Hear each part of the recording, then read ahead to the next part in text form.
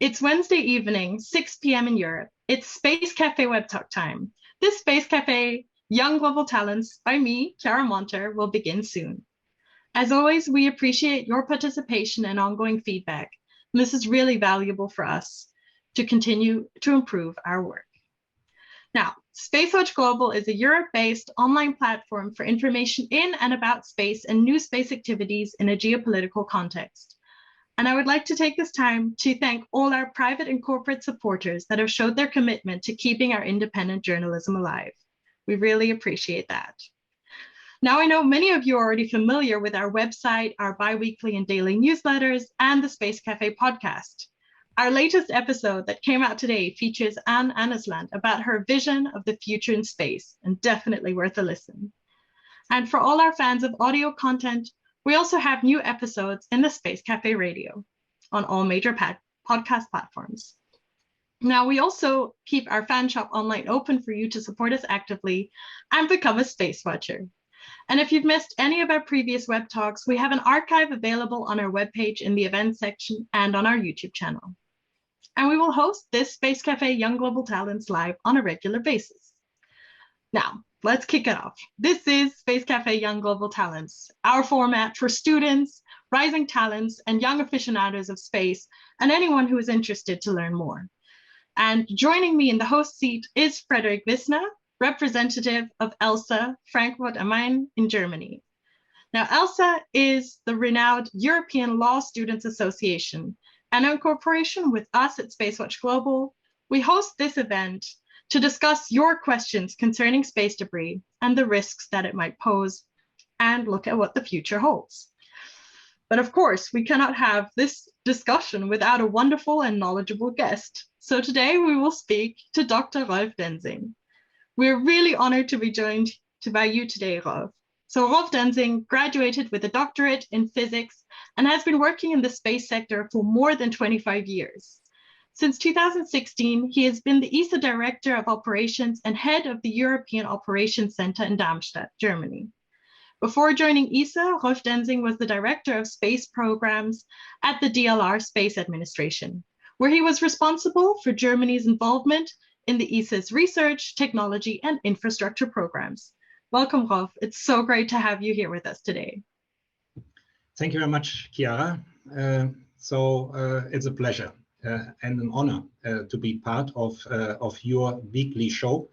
And to me, it's very special to connect to young, creative, bright minds. It's really fun. Fantastic. Well, then I think we should just dive right into the big important question for today, which is, what actually is space debris, and what role does it play in your and our daily lives and work? Good question. Well, space debris is not really legally defined. Lawyers have discussed about it. It could not come up with a consensual discussion. I guess we can perceive it as anything human-made and left behind in space that may impact freedom of action of others. What is debris is probably a matter of perspective.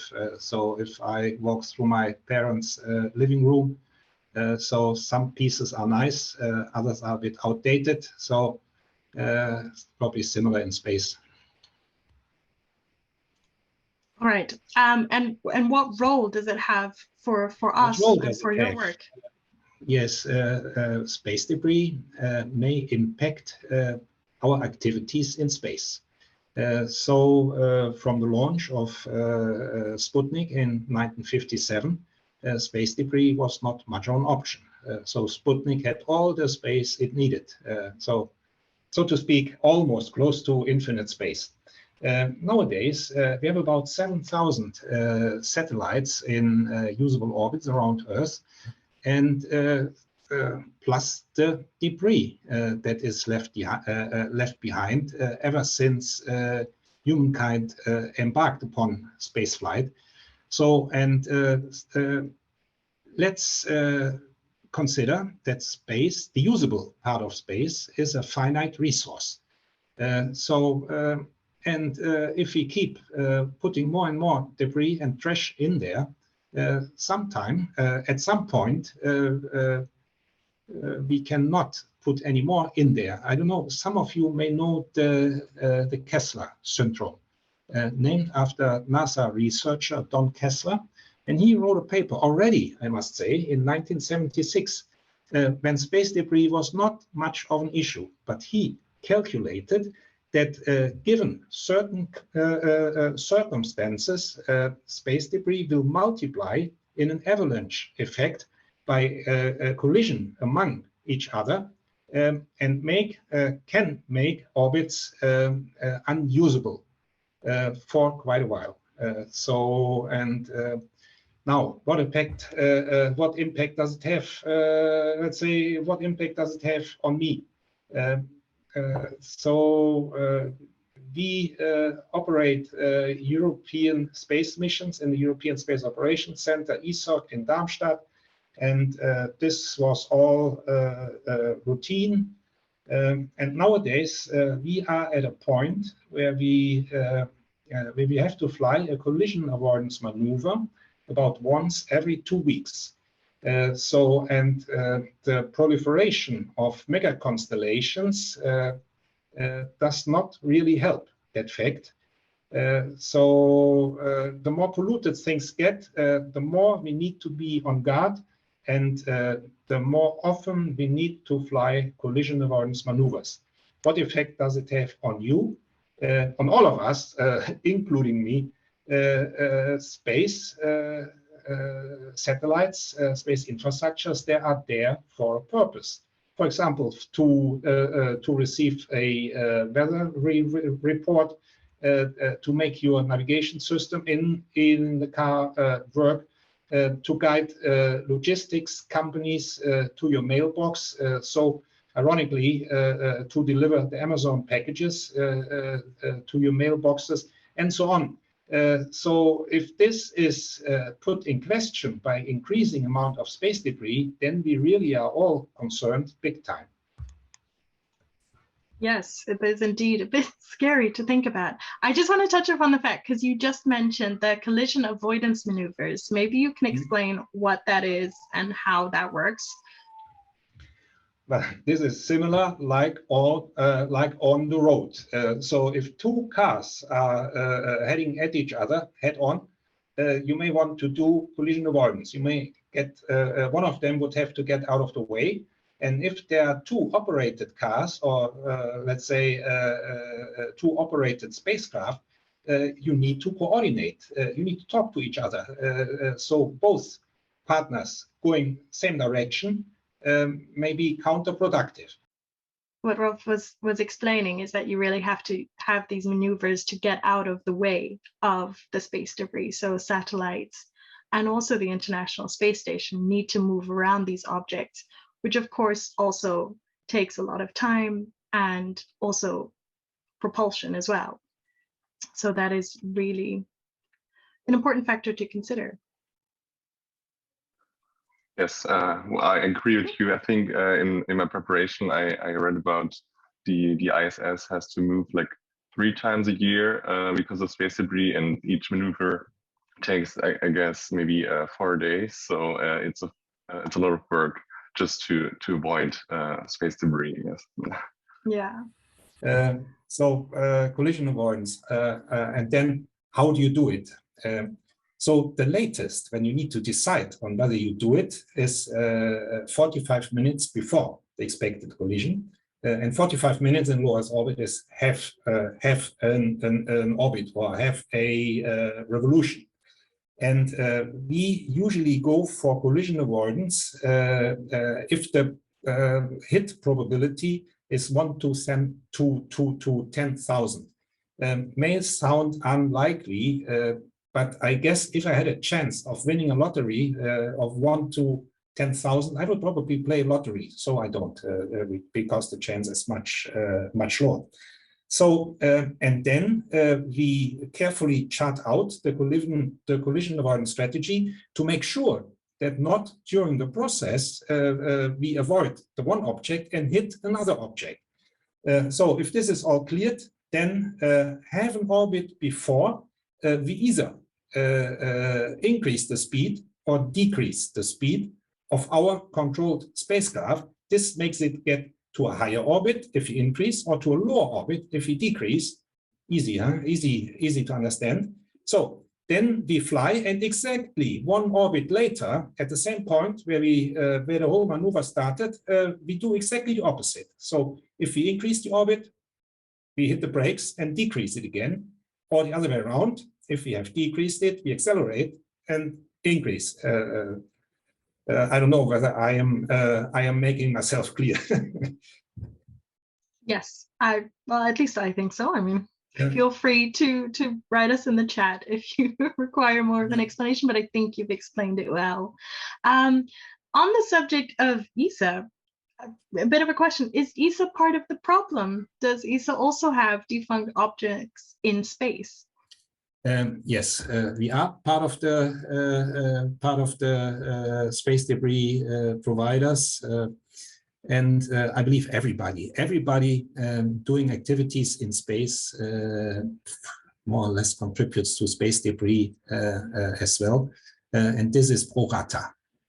So considering the amount of spacecraft that ESA has in space, I guess that the ESA contribution to the space debris population is less than 5%.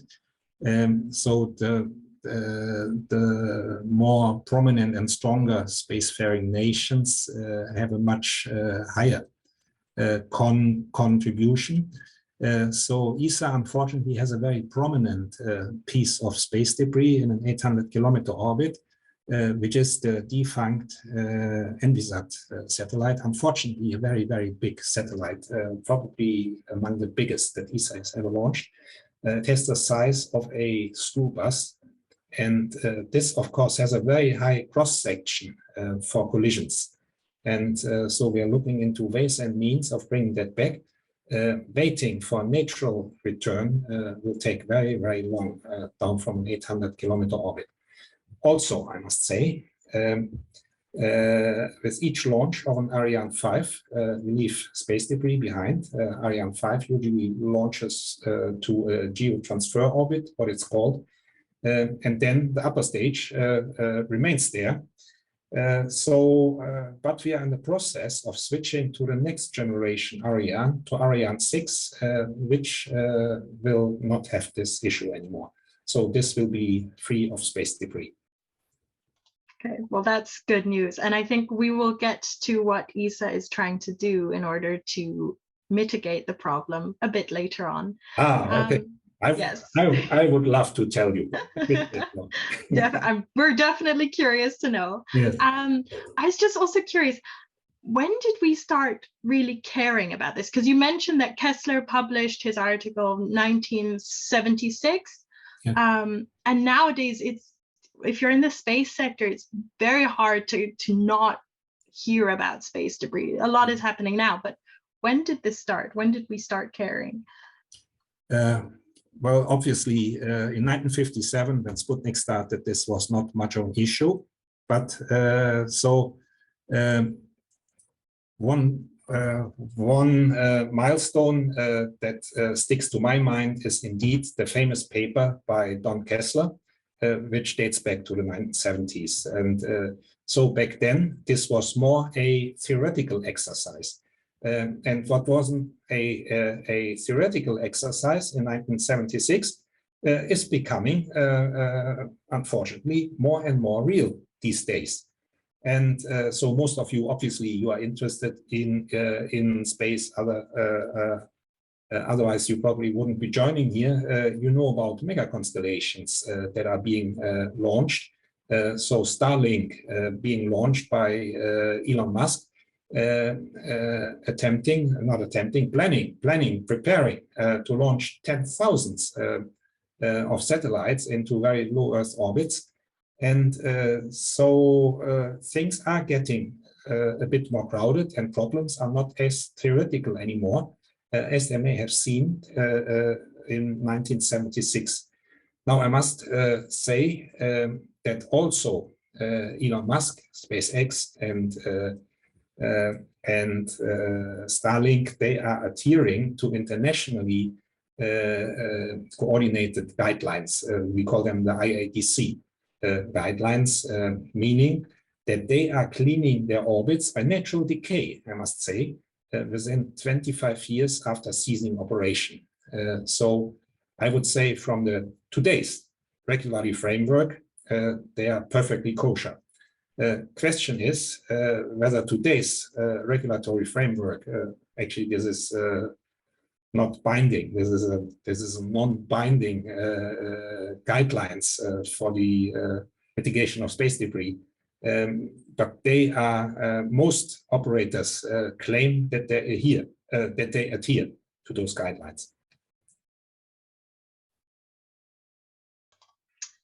And let's stay on the topic of regulations. When you say that they're non-binding, what would you see to be ideal regulations in order to combat space debris, and what can we do right now in order to really solve the problem? Well, this is probably a field for lawyers. You're probably much better placed for this. For me, as a legal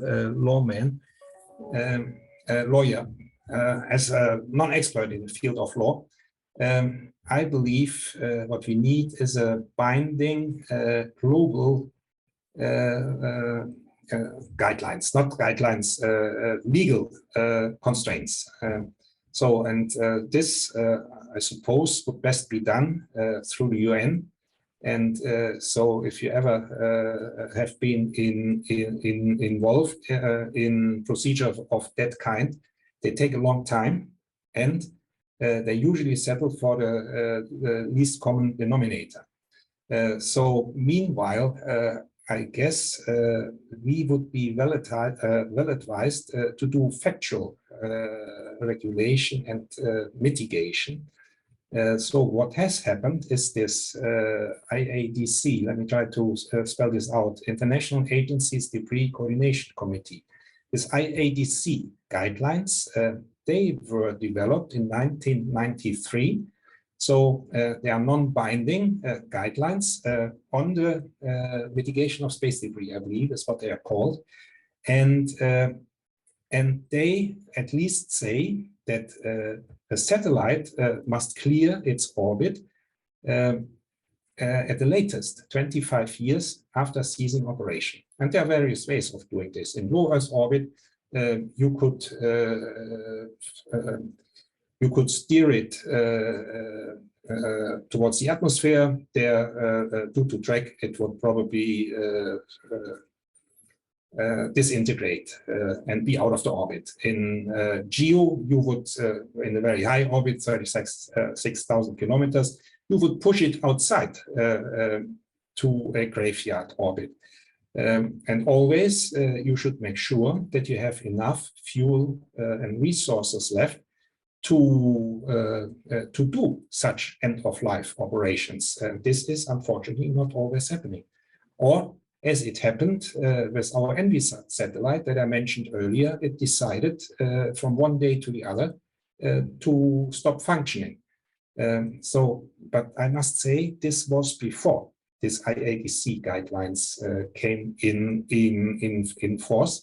And unfortunately, we do have many satellites that are left over from times before IADC guidelines.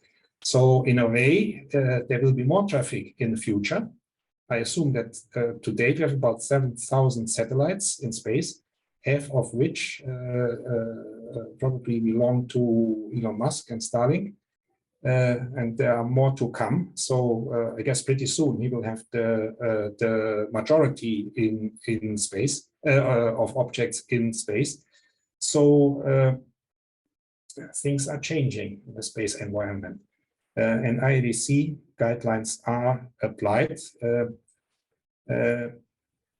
On the other hand, if they are not applied, there's no sanctioning, and very often, unfortunately, not enough care is taken to leave enough onboard resources and to have enough redundancy and fail safety so that really orbits get cleared. In geostationary orbit, they are a bit more precious because commercial.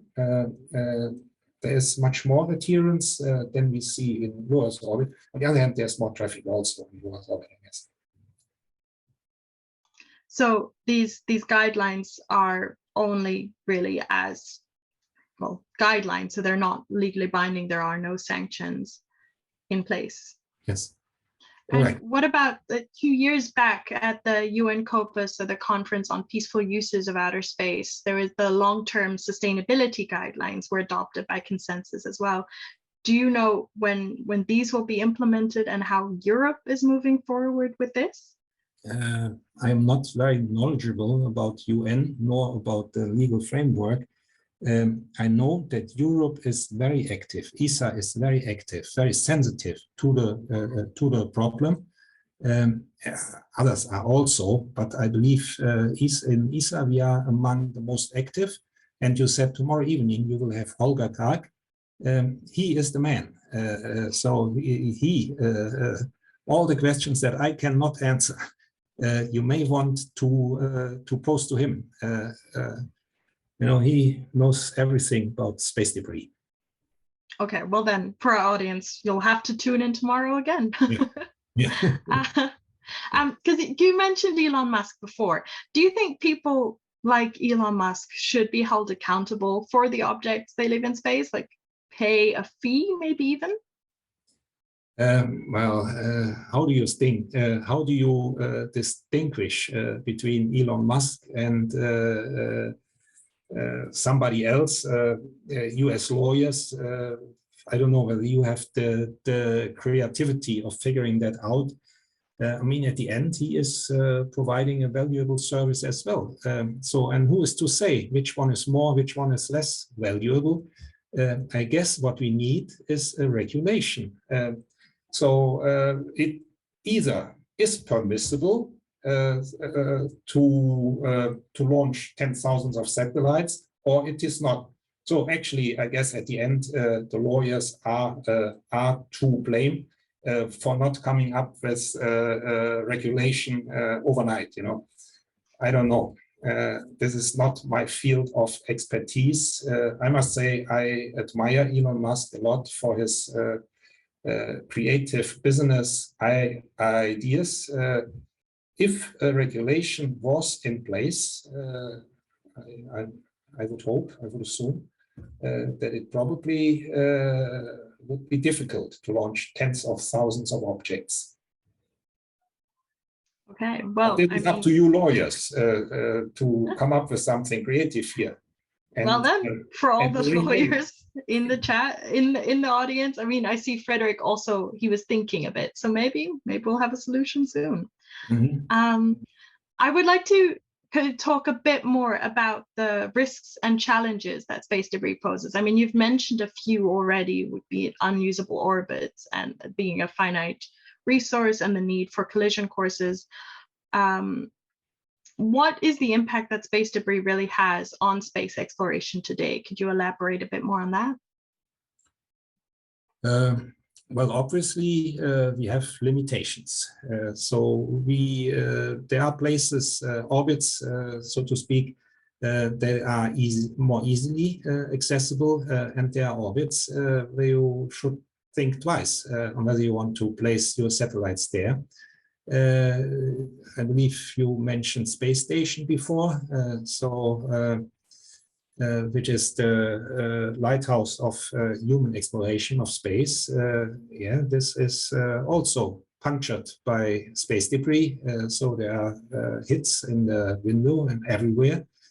So the outer shield looks like a crater. So it is shielded for space debris smaller than 1 centimeter. And so then we can track space debris, rule of thumb, down to 10 centimeters. So if we track something that is on collision course with the ISS, we can move it out of the way, do a collision avoidance maneuver, which is quite fuel intensive for a big beast like the space station. But if you carefully added it up, there is a gap between 1 centimeter and 10 centimeter that is not taken care of. That can potentially be dangerous, even though very unlikely. But a piece bigger than 1 centimeter may do harm to the International Space Station and cannot be tracked. So we wouldn't know. And there are about 10,000 pieces of that size, between 1 and 10 centimeter, flying around in space, posing indeed a risk to the International Space Station.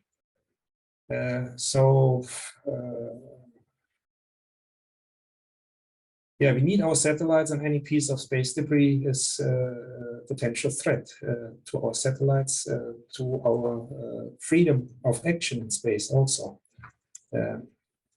Yeah. There are other things, I know you are focused on space debris. There are other effects, hazards originating in space that can cause harm, in particular to human exploration, which is, for example, solar activities. So there cannot be any extravehicular activities on the ISS, nor any human surface activities on the moon or on any planet, if you are not carefully monitoring the activities of the sun.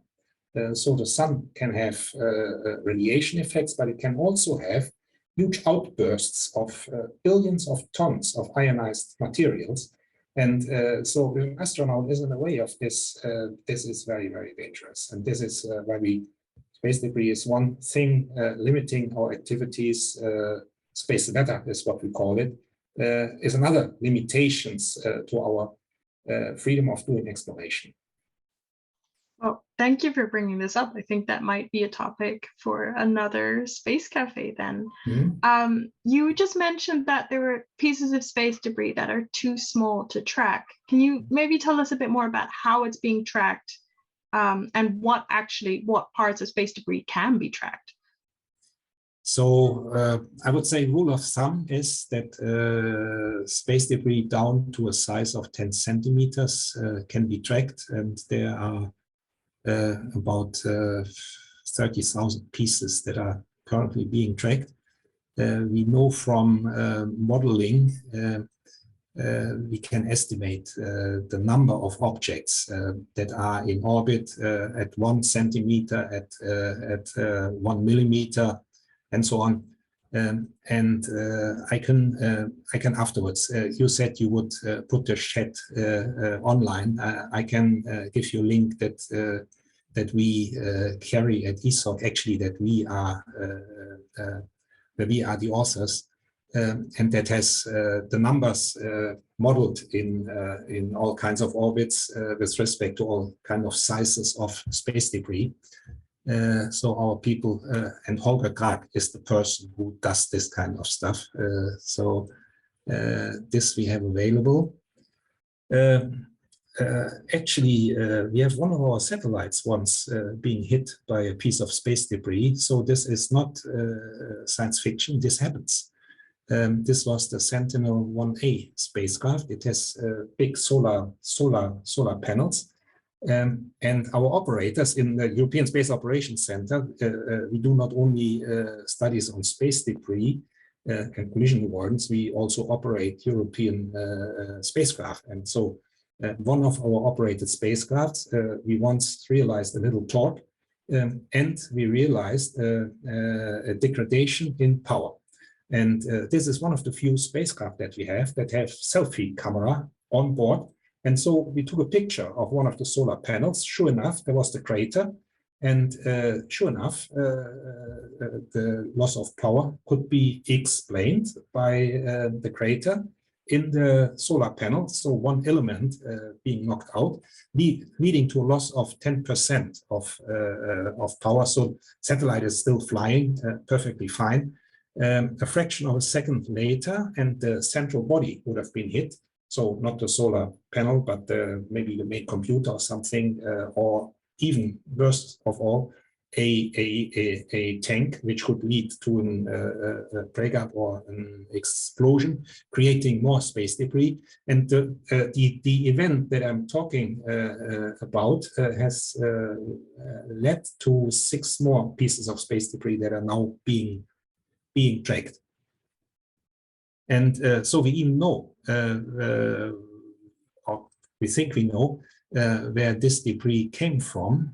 This came from a well-known cloud of space debris that can be tracked back to a much earlier, decades back, collision of an Iridium and the Cosmos satellites. So there were 2 satellites colliding, and then of course you have a cloud of space debris, and then in an avalanche effect, this will over time spread out around an orbit and multiply. So we always get more and more smaller, but more numerous objects flying around.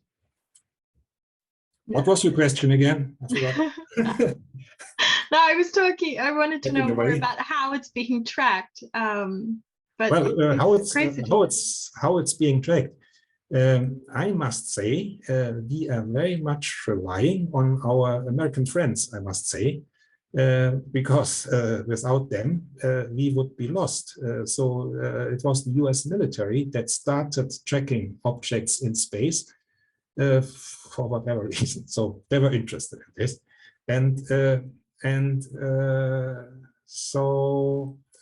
Unfortunately, in Europe, we have very limited capabilities of doing so.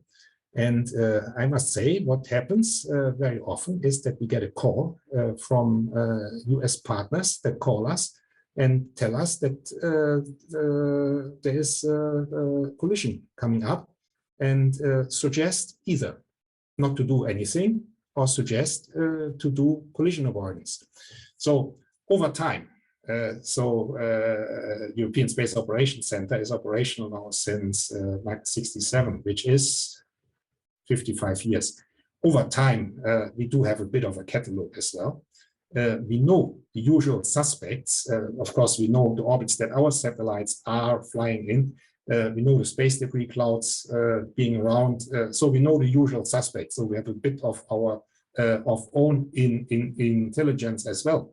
But I would feel much more at ease if we could get ourselves on equal footing with others, so that we would not be dependent on others, even though they are dependent on us as well, because the least that they want is that we crash into one of their precious objects, or that we contribute to destroying one of their precious orbits as well. So it's friendship, but there's a bit of selfishness as well. That's very honest. As promised, let's move to a slightly more positive outlook, which is, what are we doing to stop this? What are we doing to clean up our orbits?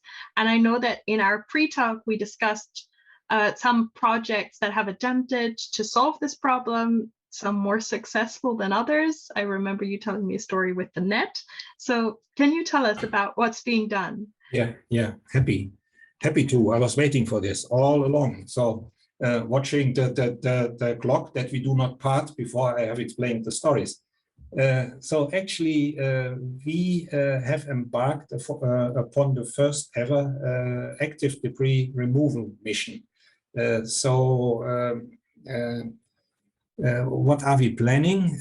We are planning to launch a mission called ClearSpace 1, because it's a small Swiss startup called ClearSpace that is providing the service to us, to ESA. So we are procuring a service from this small Swiss startup that has the mission to fly up to an orbit of around, I believe it even is 800 kilometers.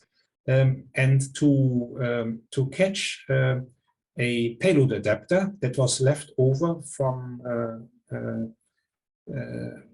a mission, from an ESA mission, and from a Vega rocket.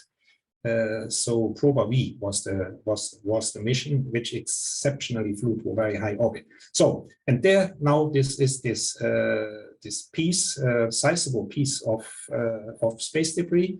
and the spacecraft itself is built like an octopus. So it has 4 tentacles, and it approaches, that's the idea, the piece of space debris, grabs it with the tentacles, and tows it down to a very low Earth orbit, and then the compound will, due to residual fraction in the Earth's atmosphere, disintegrate upon re-entry into the Earth's atmosphere.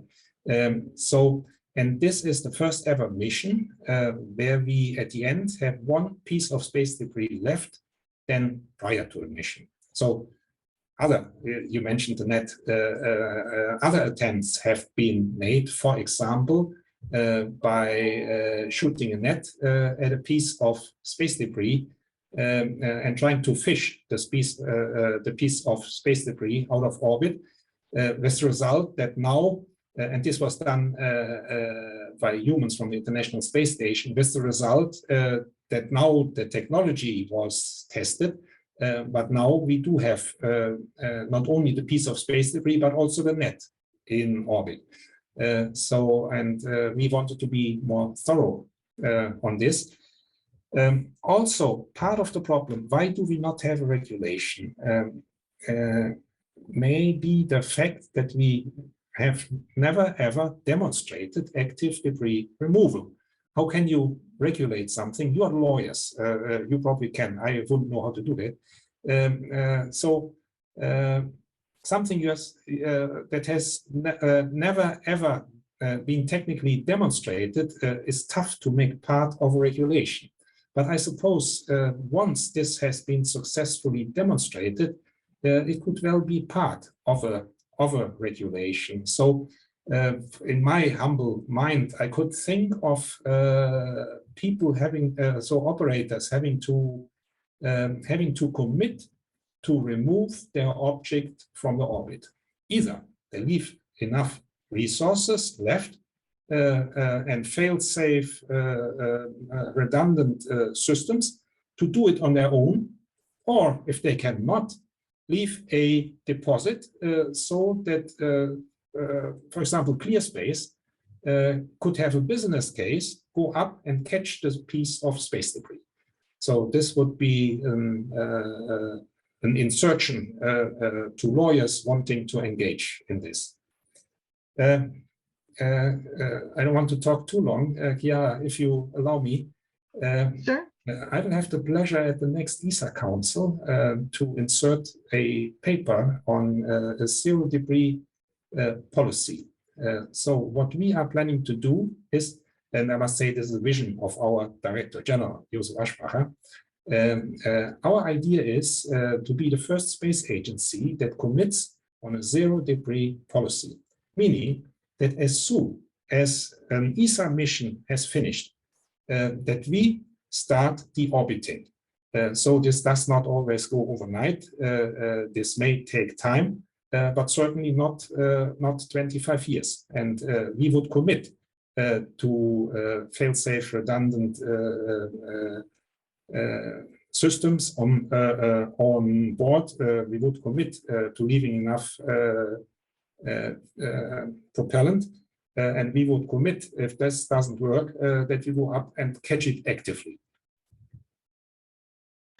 I mean, that sounds like a very hopeful outlook for the future. And just on the topic of ClearSpace, I see that Torsten just put their website in the chat, as well as our Space Cafe podcast episode with ClearSpace as well, where they explain their mission. So to anyone who's interested. I just had another question that came to mind. Looking at ASAT testing, so anti-satellite testing. So the US with NASA and now also Canada are going after an anti-satellite ban. Do you think that will also help to mitigate the issue? And how do you see Europe and ESA's role in this? Will they join as well? Well, my feeling is that our American friends have done their test and of course, it's a great idea to ban anti-satellite tests. It's also a great idea to ban wars. So But can you really do this? I'm sure there is no problem for Europe to ban this kind of stuff. And I'm not aware of any plans for Europe to do an anti-satellite test, but I'm not sure on how effective this is. Okay, noted. And are there any other crazy inventions that you can envision that you would like to see in the future to help solve this problem? I don't know. Maybe having margins helping us clean up space.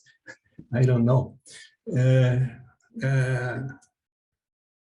Well, you know, this is probably a good question to ask young creative folks. As you said, I'm active in the field for way longer than 25 years by now. You quoted out of my biography like 5 years ago. So it's very traditional what we do, but new space really can change the world. And we do have startups like ClearSpace.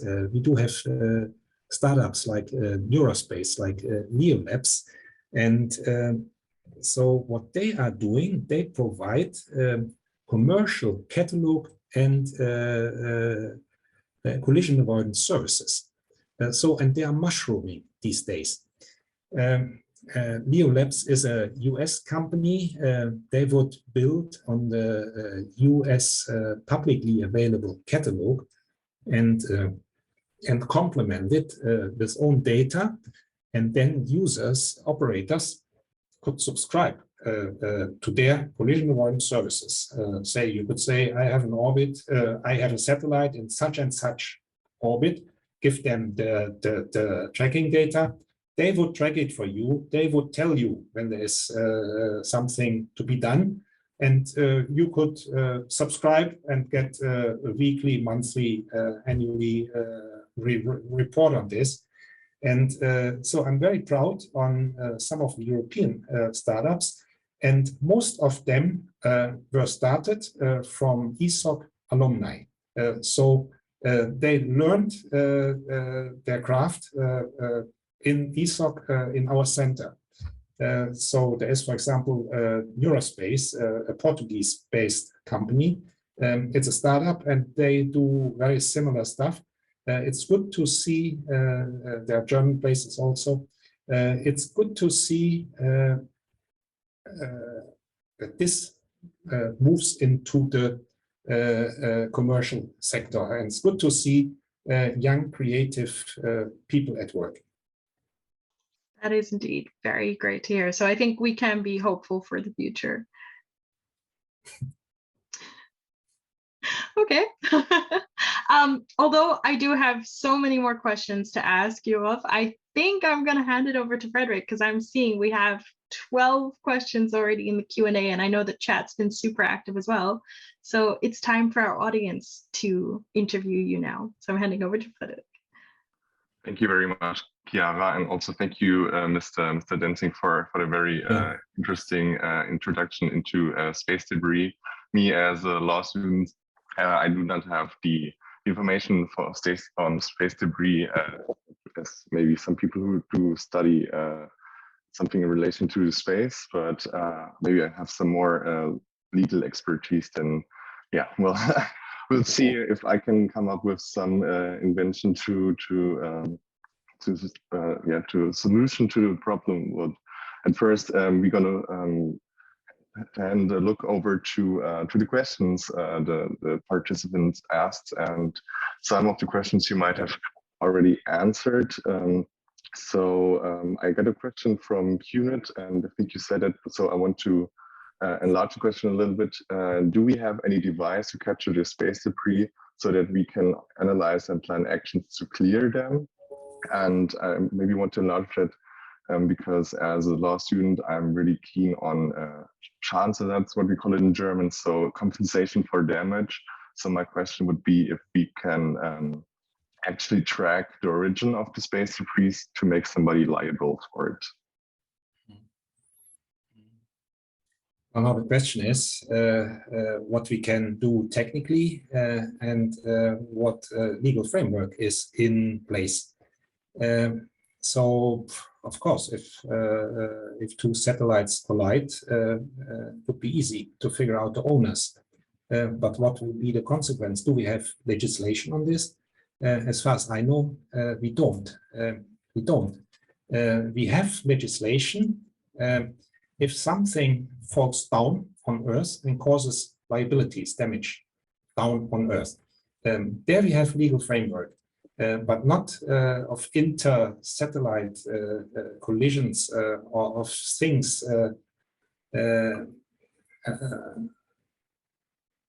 space objects.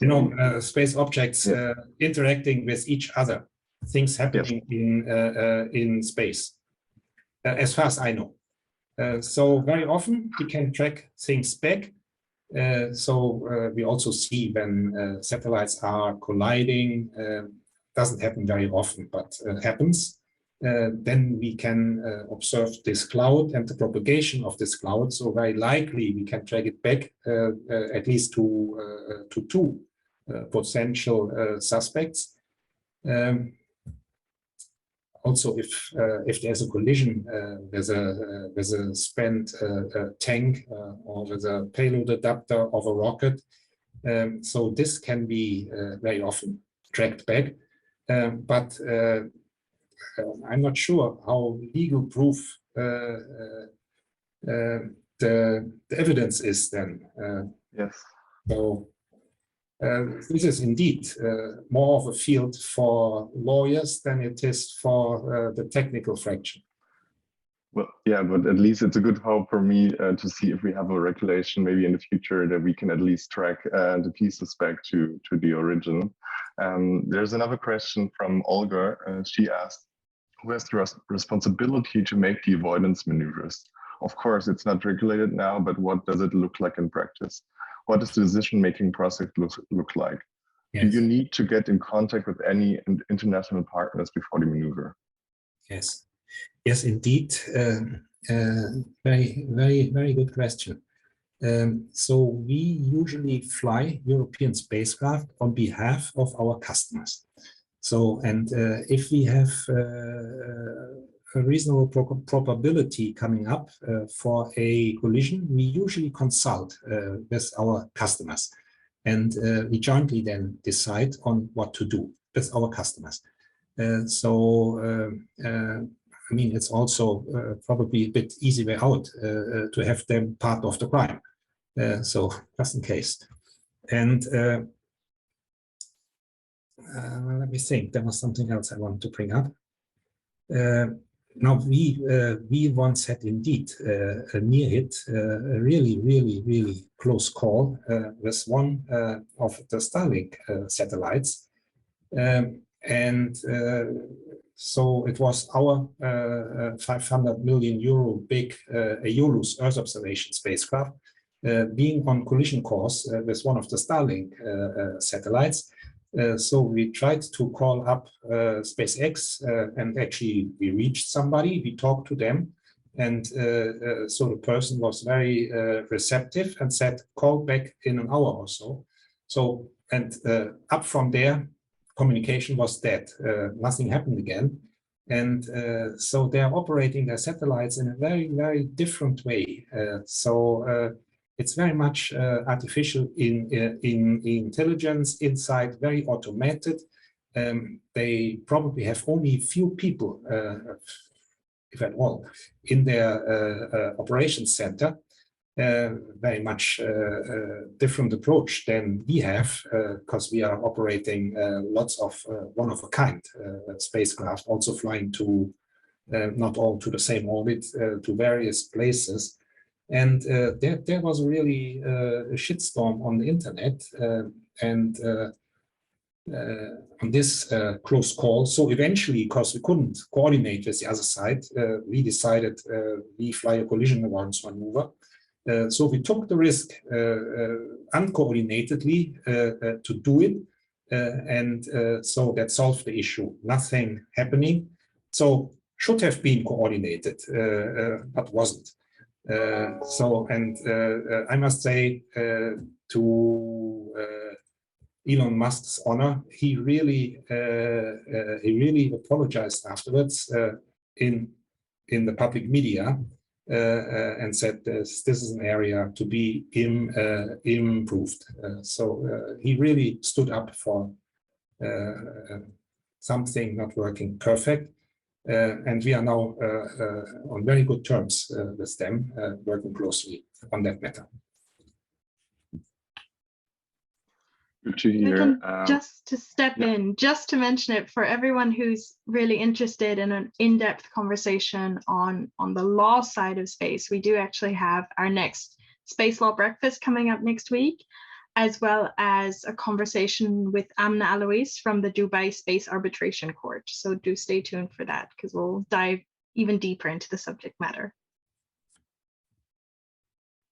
Thank you, Chiara, for the information. So there's another question from Mark. I see he asked, how can we come from burning up old objects to recycling of these materials?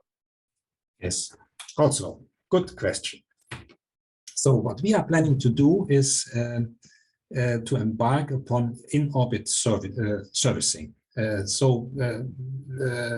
Based on the idea of a circular economy in space. So rather than to give up defunct spacecraft, we would fly there with a servicer spacecraft and try to repair rather than throw away spacecraft. If a spacecraft cannot be guided anymore, you know, with as simple as a magnetic adapter, one could magnetically attach AOCS takeover. So a new guidance system. One could consider refueling, for example. So there are various ways in which you could repair and extend the lifetime of satellites that are already in orbit. And what we will be doing, you may know that ESA is under governance of its member states. So we have 22 member states. For lawyers, not all of them are EU members. ESA, however, is independent of the EU, working closely together. How did I sidetrack to this? Forgot. In-orbit servicing was what I was talking about. Lost track.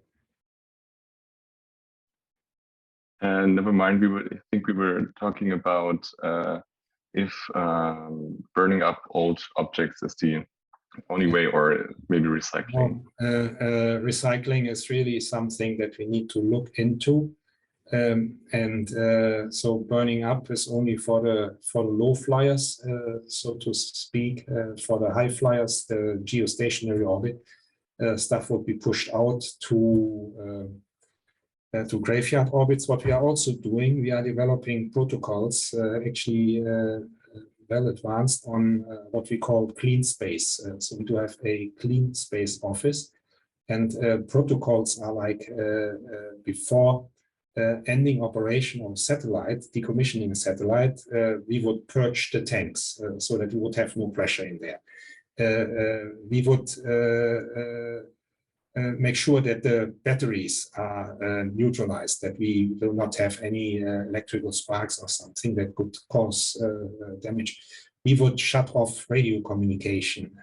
We would, to begin with, select materials that would, first of all, not end up on the ground, and secondly, not to splinter into millions of pieces. So we are quite active in this field as well. And I must say, we call this space safety. I mentioned it earlier. It's about hazards originating in space, like space weather, like asteroids, near objects that may harm us on Earth, and space debris. And I must say, this is the most dynamic and fastest growing ESA program that we have. We increased the volume of this program by a factor of 4.5 last time at the last ESA ministerial conference. ESA has 22 member states, and ministers of ESA member states come together about every 3 years, and they sign up for programs. And one of the most popular programs is our space safety program, including the matter of space debris. So this is how I got there. And space safety is the most dynamic program. So I guess the mindset is changing a bit. Responsible people in our member states are supporting our efforts.